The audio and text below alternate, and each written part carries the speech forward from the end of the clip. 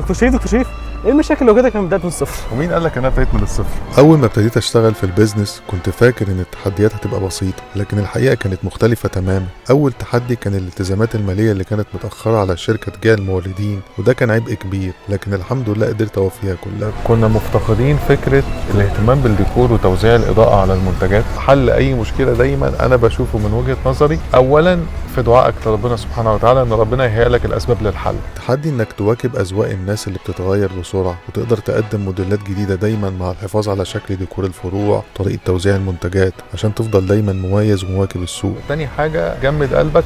تالت حاجه شوف ايه كل الادوات اللي متاحه قدامك واستخدمها. لكن اكبر تحدي بالنسبه لي هو وجود فريق مبيعات مناسب يقدر يمثل الشركه ويبيع منتجاتها بالشكل اللي تستحقه. فريق المبيعات هو واجهه البيزنس، وده اللي دايما بحاول احافظ عليه. ابتديت الحمد لله بفرع واحد، دلوقتي احنا الحمد لله 5 فروع. ما شاء الله. لو انت